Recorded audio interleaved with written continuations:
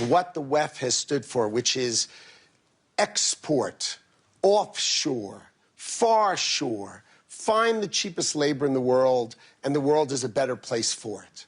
The fact is, it has left America behind. It has left the American workers behind. And what we are here to say is that America First is a different model, one that we encourage other countries to consider, which is that our workers come first. We can have policies that impact our workers. Sovereignty is your borders. You're entitled to have borders. You shouldn't offshore your medicine. You shouldn't offshore your semiconductors. You shouldn't offshore your entire industrial base and have it be hollowed out beneath you. You should not be dependent for that which is fundamental to your sovereignty on any other nation. And if you're going to be dependent on someone, it darn well better be your best allies. Okay? And so that is a different way of thinking. It is completely different than the WEF. I viewed the WEF as not a flagpole in the middle, but in fact, they are the flag. Whichever way the wind blew, so it blew. You should have solar, you should have wind. Why are you going to do solar and wind? Why would Europe agree to be net zero in 2030 when they don't make a battery? They don't make a battery. So if they go 2030, they are deciding to be subservient to China, who makes the batteries. Why would you do that? Why would the United States of America, which has oil and natural gas, try to convert to all electricity? China does not have oil and natural gas. Electricity and electric cars make perfect sense to them. That is practical and logical. So the point I want to make, and I want people to think about, is that America First is the job of our government to take care of our workers, to make sure their lives are better for it. And then, don't be America alone, right? But be America First. And I would suggest that policy is something for other countries to deeply consider, to take care of their own, and then we will work out wonderful relationships between us. But I want to point out, when America shines, the world shines. Close your eyes and think of a world without America in it. It becomes pretty dark, pretty darn quickly. When America shines, right? And everyone said, oh, you're going to do all these tariffs, you're going to destroy the world. The world's stock markets are up. Which ones of them? All of them. Can I bring you back to Greenland? No.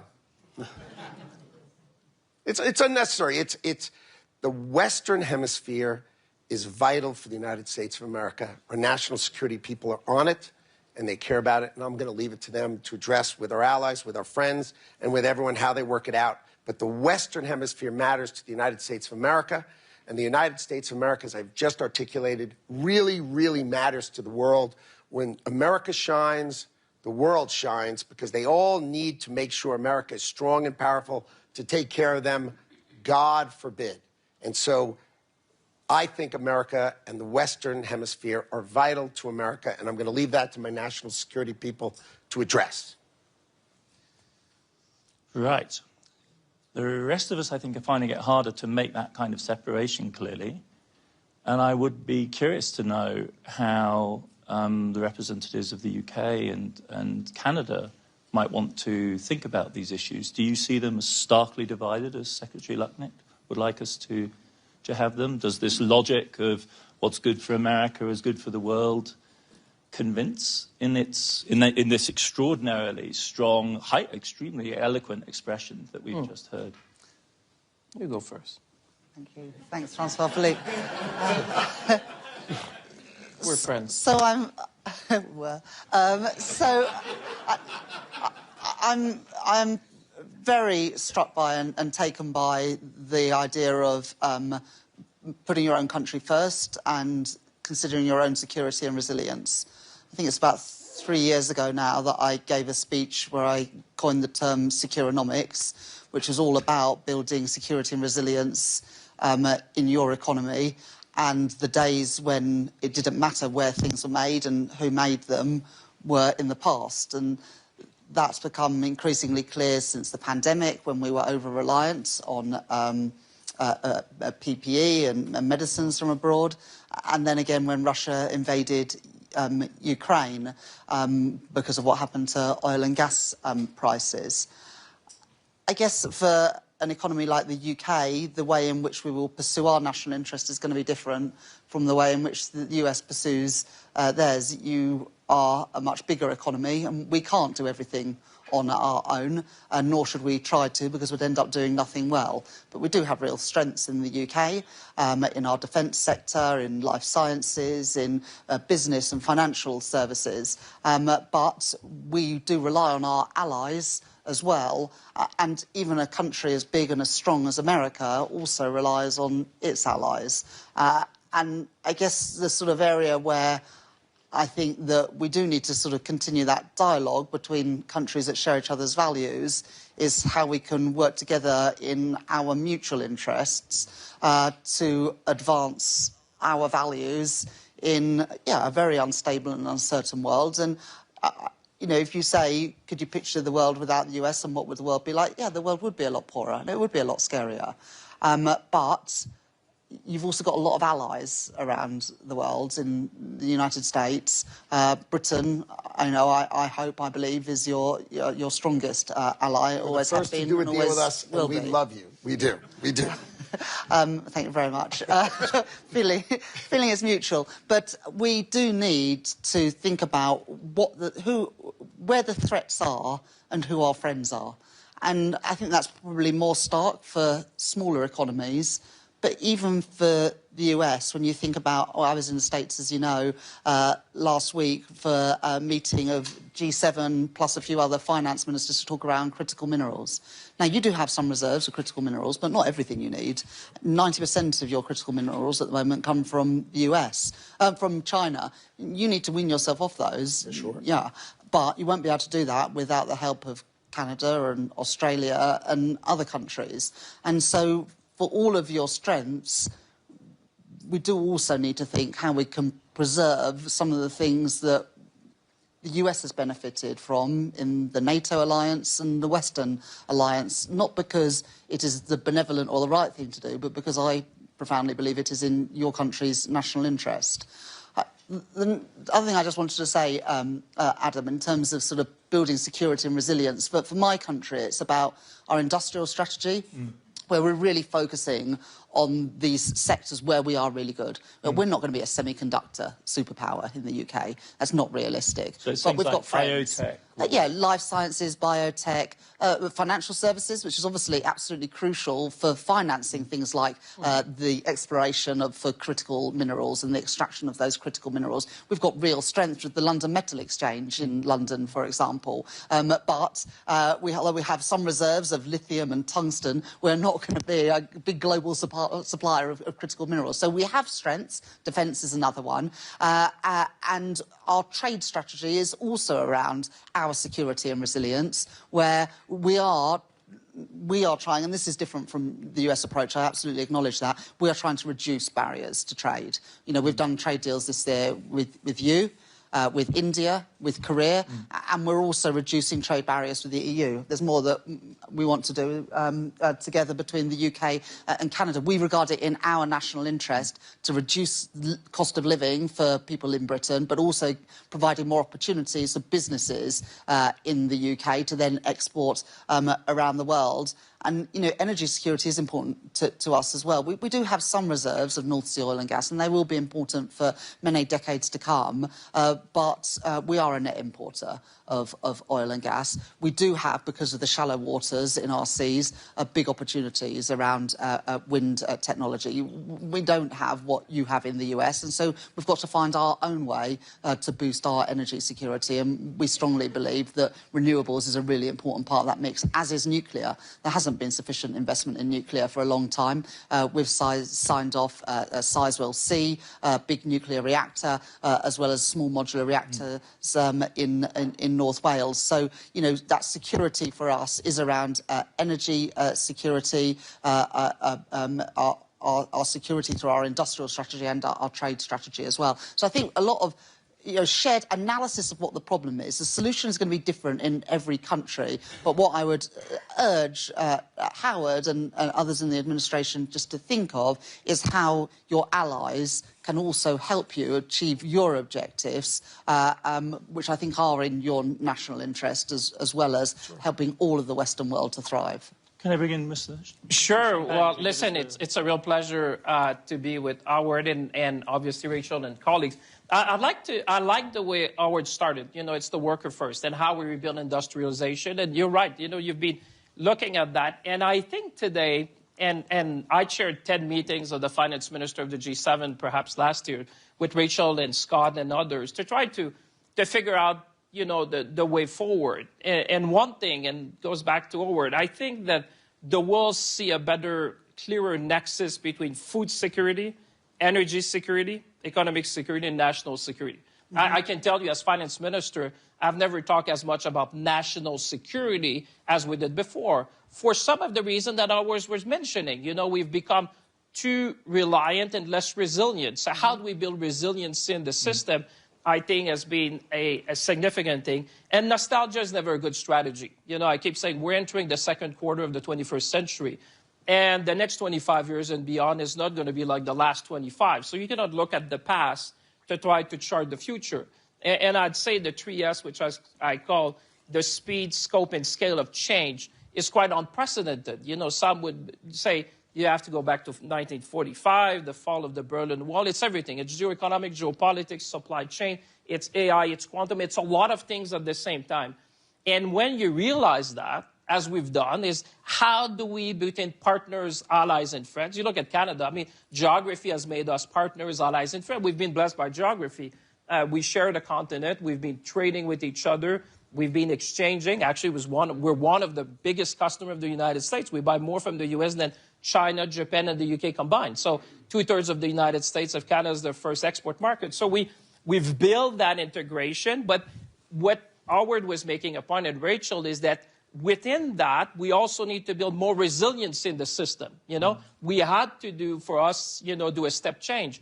How we're going to be, you know, a major supplier in terms of critical minerals, in terms of energy, the things that will matter for the future. And what we need now is scope and scale.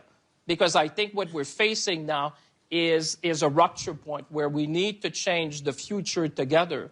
And I would say when I look at Canada, you know, we're still a big magnet for talent. I mean, like the United Kingdom, Rachel and I were in Downing Street recently and looking at the talent piece. And if you can attract the right people, you're going to have the right economy and you're going to have the right strategy, the right prosperity. The second thing I would say, you need strong industries. And I think that was the point of Howard. You need to make cars, you need to make ships, you need to make planes. You need to have that industrial base that is going to ensure your resiliency, whatever happened in this new world. I'd say in terms of critical minerals, it's true with our G7 colleagues. We said we cannot let uncertainty become the new certainty. So how do we, you know, make sure that we improve the resilience in the system? And we've seen what other actors have been trying to do on critical minerals. So we need to learn from that. And we've said, let's have an initiative to make sure we'd be more resilient. And for us, it's about how can we be the best possible partners to our friend allies so that no one has a choke point when it comes to that. Yeah. The fourth thing I would say is around energy. I think that we have been for decades providing energy, but I think now we're stepping up in a big way. And I think it's a good thing because you want, at the point of Howard in the United States, they want partners to be resilient. They want partners to be, you know, they're fighting for their own peace and for their workers, and I like it because we're all doing that, but we all need to do a bit more. And at the end, I would say when you're Canada, you know, we have free trade with all the G7 colleagues. So I think we're in a unique position to work in a very concrete way to build the resilience in the system that I think going back to the worker, the point of Howard, we're all going to be benefit if we're more resilient, if we're more coordinated in what we're doing, and realizing that each ally and partner can bring something to the table. Yeah. And that's what we're trying to build. If you're looking at the next quarter, that's really the wake-up call, I think, that we all receive and that we need to act upon. Can I turn to our representatives from the private sector? Brian, ahead of time, we were talking about how, from your point of view, you think it's critical for countries to think about attracting foreign business, you were giving me a very interesting analysis of the way in which you thought that countries like Canada or the UK might be well advised to play this game of attracting foreign capital. We've heard the policy side. And then, Janet, I'd love to turn to you to get your global perspective on this. So I think one thing Howard didn't mention also is the U.S. final demand is huge. And so the success of a company coming to the U.S. and doing something is there's going to be a big final demand met. And the U.S. consumer in the first couple of weeks of January spent 7% more than they spent last January. We've raised our estimates for the U.S. economy from 2.6% GDP to 2.8. We're bullish, and we think that's net, Howard. So you got to, but with a 5 or 6% growth, frankly, which is a lot of activity. So we're bullish on that. But what I was saying earlier is that the tricky thing to figure out, and I've had discussions with Rachel and her colleagues over the years, is how you're the best place. If you're England, and she pointed out the financial services is a major industry for them, you have to think about how you're the best place for firms like ours to operate, who are not running retail banks and not running, so that they can go to the whole world out of that. And so we have New York, we have London, and then how do we go to the whole world? And the trick for a government is to figure out, I got to protect my people, I got to protect my tax base. What I don't need to do is get myself so involved to where I start to become more and more difficult. So if you take the environmental rules that have been beaten that for the last 5 or 6 years. I've had some interesting meetings here where we keep telling these aren't going to work, these aren't going to work in the EU, CRDD and all this stuff.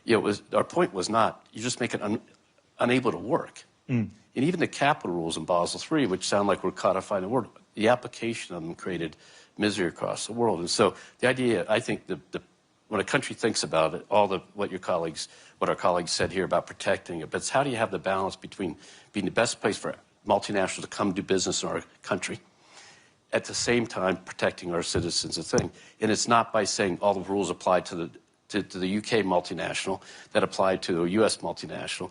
You got to sit there and say, how do I tailor this thing to make it work? Which is a bit what Howard's saying. They're going to bring fabs here. We're not saying you have to become a US company to do it. They're building, this major fab. You talk about one up in Syracuse and et cetera. It's a foreign company, but they got to put it here so if the whatever hit the fan, you could cut it off and still own the means of production. That's because of that thing. There's other things you don't have to be quite so ardent about, for lack of a better term. So how does a country balance that sovereignty with that? Data is becoming a real problem. People want to say, if the data's in my country, it's okay. And you're saying, you know what?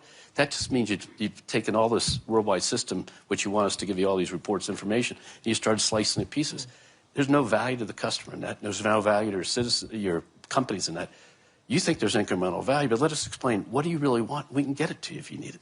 But if you make us run separate systems, you've added cost to your people, because, by the way, the rest of the people are just run a common system. So it's data, it's information, employee practices, and all those things. And how do you become the best, and how do you think about that, while protecting your citizens from big bad banks, or protecting your citizens from taxpayer degradation, things like that? That's truly fascinating. Janet, do you want to give us your... So first, I'll just start with, we're a global organization, 400,000 people. We operate in about 150 countries and territories. And so, globalization for us has been there for a long time. And, you have to work, with how do you deal with local rules and regulations. It's no different than the financial services industry. Politics, economies, demographics, all different. And you've got to decide, what do you need to do to operate locally and then continue to be a well-connected global organization. And I think that's where companies, need more help than ever before. And so I think globalization is not going away. It's just becoming more complex. So we look at the landscape and, the geostrategy of companies has been elevated like, we've never seen before in the last 2 years, to be a board-level conversation. 94% of our, CEOs that we survey are really investing significant money, to really games, and scenario plan, not one or two, but 6 or 7 different scenarios because of the complexities that we're talking about here today. And resiliency, you talked about, that's what's so important for these organizations. And just being here last year, where there was, uncertainty, compared to this year, I think last year we saw a lot of companies kind of wait and see and, we'll take some time to see, how we pivot. I think now, our most sophisticated clients, they can't wait. So they're going to have to make some bets. They're going to have to make some investments. Some will work out, some won't. But, that paralysis is no longer an option, and they're going to have to move forward. Can I double down on that and ask both of you from the private sector, whether you are seeing already, just expanding on the point you've just made, where is this tipping point coming? Like, when is the private sector, globally or in the US, where are you seeing the flows shift? Because I'm a policy wonk kind of person. I'm always talking up the story. The politicians have a stake in also, in some sense, talking up the story because you need programs.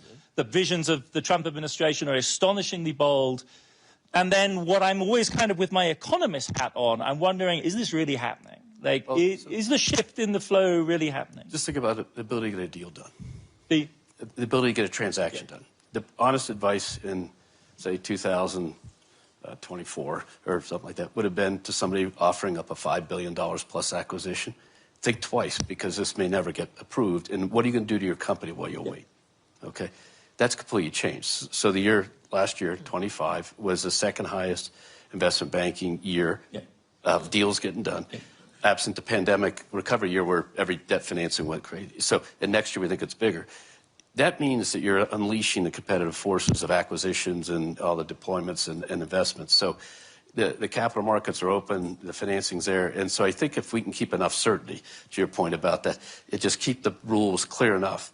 Well, these colleagues have to wrestle. National security is not, unless you're in the business of providing national security, is not something we all depend on, but not something we're going to add a lot of value to.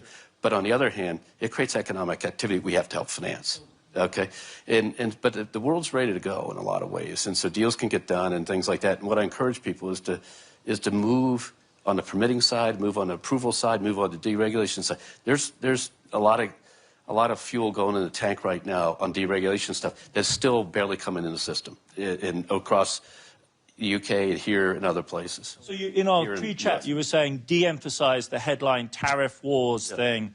Focus on the nuts and bolts, the non-tariff barriers, the things which enable stuff to get done. These rules, which they're straightening out, hopefully, on environmental disclosure, require you to do things like, and we're just saying there's an ISSB that comes with set standards. We're happy to agree with those, and those are developed with business. The major firms developing. So business can do this, but if you do a lot more than this because you like X or Y. You are just adding barriers to us being able to operate with the facility to help your people get financing and access to capital. Janet, this corresponds to your experience? Absolutely. I mean, you look at, again, financial services regulation of our profession. We've got different standards for different companies listing different places. That's not helpful, right? We've got to get alignment and better consensus, again, to bring, more businesses to market and the like. You want to come back in? Well, I would say it's not a time to wait. It's a time to double down. I mean, listen, what we need, we were talking just a minute to critical minerals. What we need is speed and scale. This is not a time.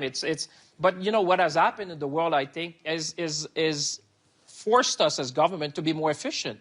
I mean, a lot of what we were saying is how we bring efficiency in our own system. For us, we put a major project office, reducing the time of permitting, matching the offer and demand, looking at long-term offtake with the number of private sector. I think there's a big role, and the United States has been leading in many ways in trying to show us in a way the interaction that you can have. And honestly, when there's things that you see in the public, but you'd be surprised at the amount of discussion and the background what we're trying to achieve, because if you look at the real challenges in the world today and the advancement of technology, quantum and AI altogether, cyber, I come back to critical minerals because it's essential. The microchip, everything we need.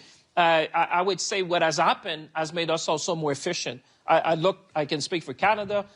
We have done things in the recent past that, were long-standing that we needed to do. And Rachel and I, we've been sharing, and Howard has been obviously a lot as well in the United States. So I would say from our side, it has made us more efficient because I don't think that you'll see change is obviously part of history, but I don't think the speed and scope and scale of change will relax. I think you will see that for quite some time. So better adapt to that, be efficient, and like you said, these investments that are waiting, I think we've passed the time of waiting now. It's the time to act to make sure we can, meet the moment. I'd love to go out to the audience for some questions. The fate of these panels is that we have too little time, too many great speakers, but I'd really like to open it up. I see 3 hands here. I'll start here with Peter Goodman, I think, at the time. Yeah, hey, Peter Goodman with the New York Times. Mr. Secretary, I'm wondering where the safeguarding of credibility in the institutions of American governance fits into your vision for America First. And specifically, where do you stand on the importance of Fed independence? And what are we to make of the fact that we've actually seen manufacturing jobs decline over the last year? I'm going to collect a few. So I'm going to go, I think there was let's see, another gentleman here, and then I'll go to there. We'll try and do 2 rounds. Thank you. I was going to ask about central bank independence, but not just the Fed, actually, more generally.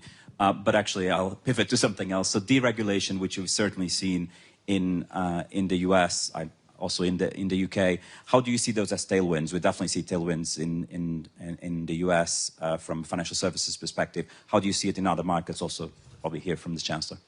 Lady at the front here in the grey. We'll just do the front row for our starter round. Hi, Mehreen Khan from The Times. Chancellor, you said that it's very important to understand who our friends are and what the threats are. Is China a friend to the UK or is it a threat to the UK? The Prime Minister will be making a visit to China in the next couple of weeks, the first in many years. And Commerce Secretary, would you like to see the UK government taking a position on China that's much more in line with your administration's? Well, that's a great round of questions. Secretary Lutnick, we've not heard from you in a while. Clearly, I'd like the UK, who was our great friend and ally, to be aligned with us. Right? That's clear.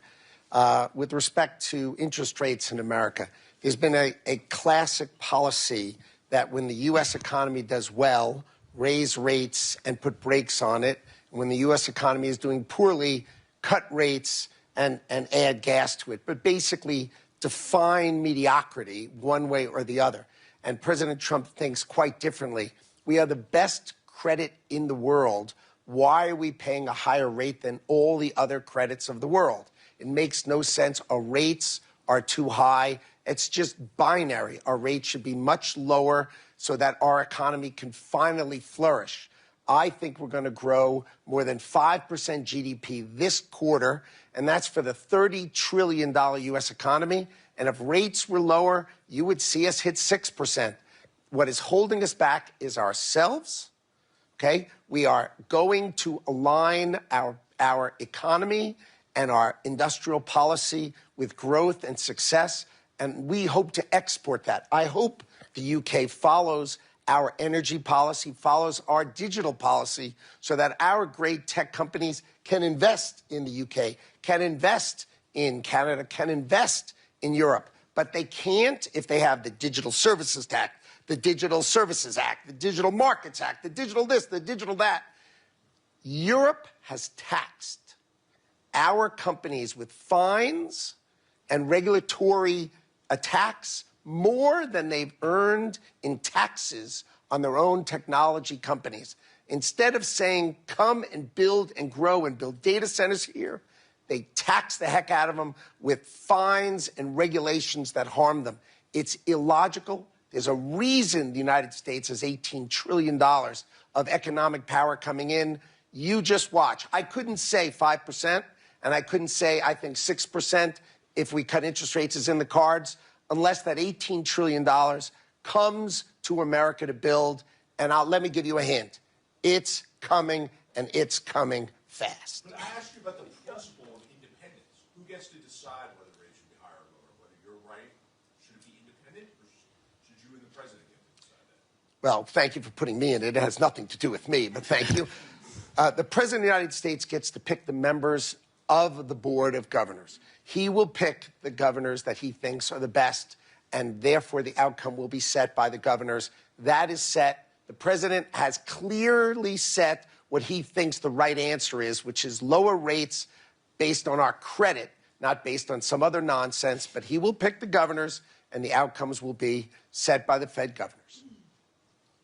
That I find illuminating in the sense that it's the sheer drama of your vision of potential American growth that helps us better understand the stakes in the struggle over the Fed. I think that is actually, for me, quite an illuminating answer. It segues very well with the AI discourse as well, about the urgency of the current moment and the coincidence of the AI boom with the first year of the Trump presidency. As a historian, I think we'll look back on as a hugely powerful moment. We had a bunch of really other interesting questions. Maybe, Chancellor Reeves, you would like to pick up the question from Mehreen Khan?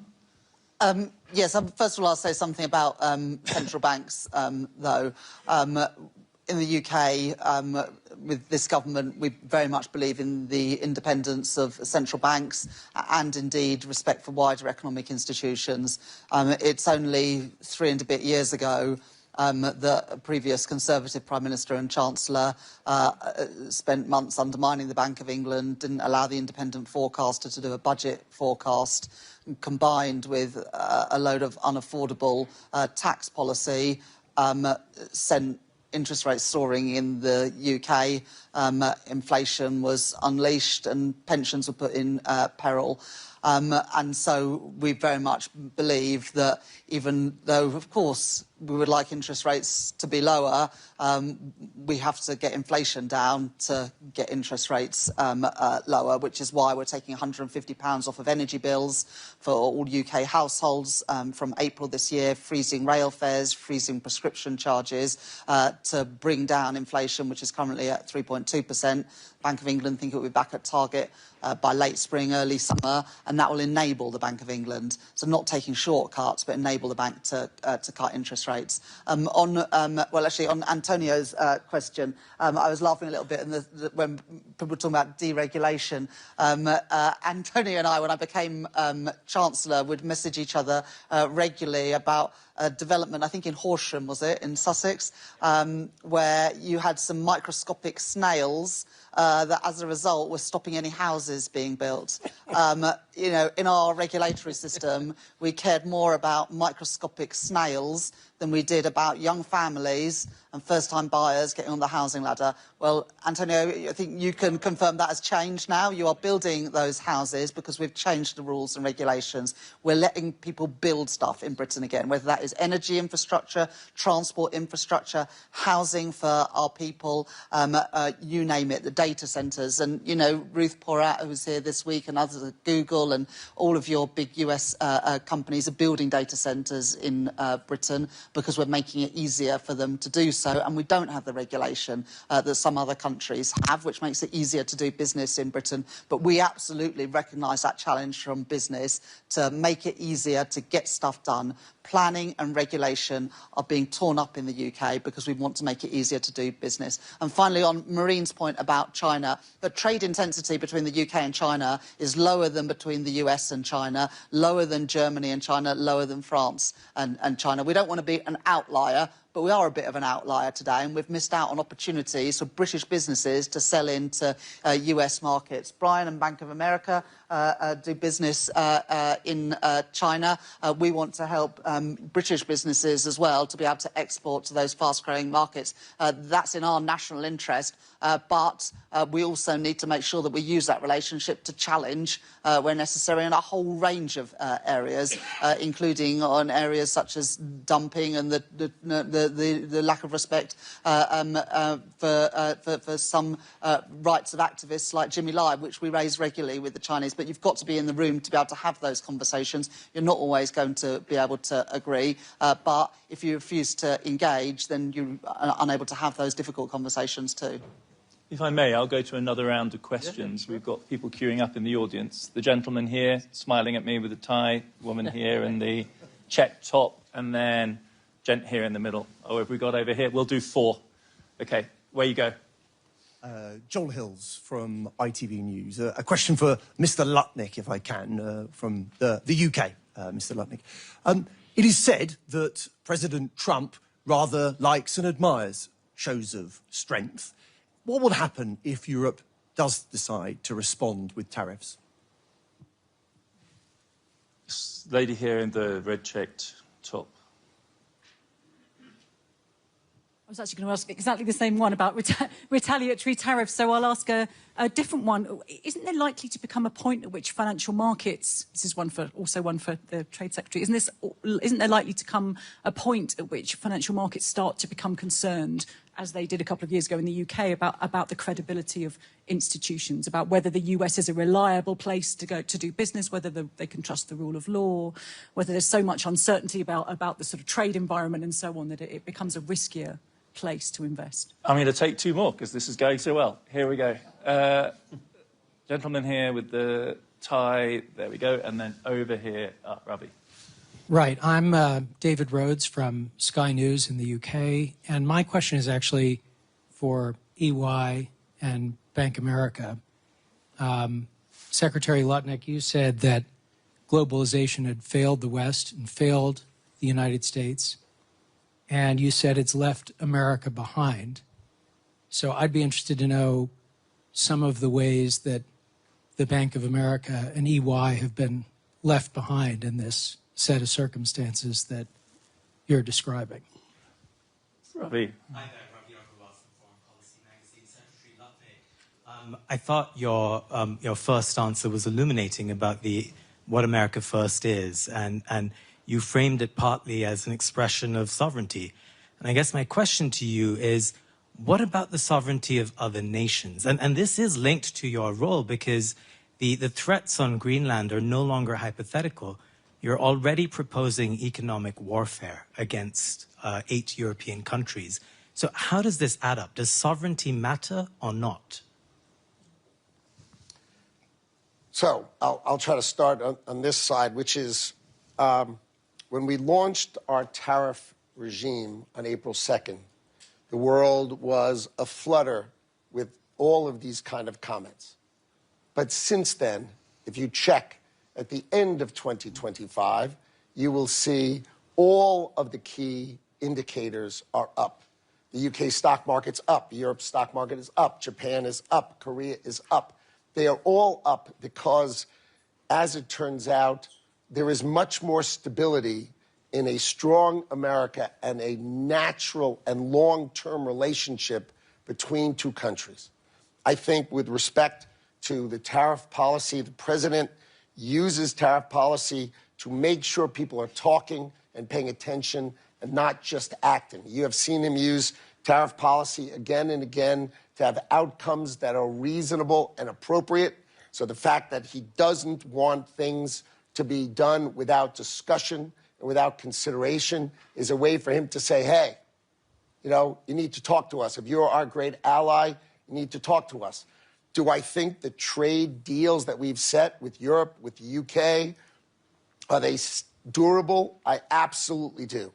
I do not see a model where Europe would decide, I want to blow up the tariff I have on automobiles or on pharmaceuticals or on semiconductors. I'd like to just go back to the way it was in April. I just don't see that happening. What I see happening is diplomacy and talking and at the table rather than action, which is something I think the president cares about and is important to the president. And I said, I will leave that to my national security people. But the president is clear-minded and clear of thought. He feels, and he's talked about this for 30 years, he has felt that the industrial policy of the United States allowed it to be hollowed out, and that would be true of Britain, and that would be true of Europe, that all of this has moved to Asia, right, where they make everything and we just buy it. And that has got to end. We need to produce things in America. We need to produce things, and we encourage the UK to do the same, right? And you agree. It's not as if we disagree. So that's the history, and sovereignty for America says we need to have our own steel. We need to have aluminum. We can have it with great allies, but we cannot have it where we rely on other people that maybe, like we've seen in critical minerals, and make no mistake about it, the critical mineral issue was with us a year ago. Everybody was sleeping through it. Donald Trump ripped the Band-Aid off, and the whole world said, oh, my God. And that is the intuition and power of Donald Trump's presidency, is that he's teaching the world what is wrong, and now the world is working together with respect to critical minerals to fix it, right? But there are all sorts of things that need to be fixed, one of which is a modification of industrial policy, that the United States of America should be a place where you build things, and I would encourage the UK to do the same. Yeah. Granted, it can't be everything to everyone, but there are a lot of things. Same for Canada, same for all our allies. And what happens if Europe retaliates with tariffs of its own, Mr. Lutnick? Well, then we'll be back to a tit for tat, which is how we began, and it will end in a very positive conversation between Donald Trump and Ursula von der Leyen, which is what happened last time. So you can start with a kerfluffle, but in the end, right? The United States and Europe are great allies. The United States and the UK are great allies. These are great allies, right? We are great allies with Canada. We are great allies. It doesn't mean you don't have an argument. It doesn't mean you don't disagree. But it doesn't change the fundamentals of the United States knows who our allies are. And if we're going to have a kerfluffle, so be it. But we know where it's going to end. It's going to end in a reasonable manner that, in our view, prior to Donald Trump taking the helm of the United States of America, the world was taking the piss out of us, right? And we were exporting the power of our economy to the rest of the world. In 1 year of change, I just said my expectation is GDP of the United States of America is over 5% in the first quarter of 2026. That's just my opinion. But so far, in the first quarter, if you saw what I said I thought the United States would grow 4%, and the whole world said, you got to be kidding me. 4.3% in the third quarter. You're going to see plus 5% from the United States of America, the $30 trillion economy, winning. And that's good for the world. We're out of time, but I still want to give the final word to our representatives from the private sector, because I thought this question that you asked was really quite a fundamental one. Does the Secretary's counter-narrative to the story of globalization, which he quite rightly associates and quite fairly associates with WEF, does that ring true for you? Or do you see elements that you can agree with, even if perhaps the overall story doesn't work? As he went through the pieces, the national security pieces, manufacturing job content as a percentage of all content, even though we're a very services-oriented economy, it's not that America hasn't done fine. It's a question of, do we have the pieces today that we need to be successful on the dimensions of defense, national security, dominance of what the next big arc is, which is AI and technology implementation, and the power to build that, the power to know you have it. Rachel mentioned something earlier which didn't pick up, which was the supply chain precision and efficiency. We all learned a lesson in COVID. When you woke up and you didn't have personal protective equipment. The idea that all the masks for surgeons to conduct business in every hospital in the world were coming from like 2 places. And, you know, that's not a sensible way. And was it 10 cents cheaper, 15 cents cheaper, $1 cheaper? So I think the question is really job content, which is, you know, the workers. I grew up in a small town in Ohio, and, you know, so I've seen that happen. It's job content. It's also what you need to make sure you really have ownership of. And then the other stuff, you know, this shirt, you can be more flexible on, you know, and that's the history of the Northeast having the shirt-making industry, the Southeast having a shirt-making industry, and then offshore. But the designers and the thinking about it, making it a wearable, you want that on your shore. And I think, so I think it's, but our country's been successful. There's no question. The question is, can we be successful in the next big arc? That's the question, and that's what Howard's trying to articulate. I think. I don't want to put, I would never put words in the hammer's mouth. But I think that's what he's trying to say. Can I give you the last word? No, and honestly, from my perspective, I look at what our clients are coming to us on, and they want, you know, greater collaboration across the globe on things that matter them and to impact them. And they want us to have a stronger voice to help bring that type of collaboration, to our clients to make it easier for them to do business. You know, Brian said it earlier. Larry Fink asked us in his opening address to kind of raise the tone of the conversation here and to be willing to engage in, if necessary, quite forthright argument. And I think our panel has squarely met that challenge. I'd like to thank everyone here for contributing, and thank you very much for the fantastic questions.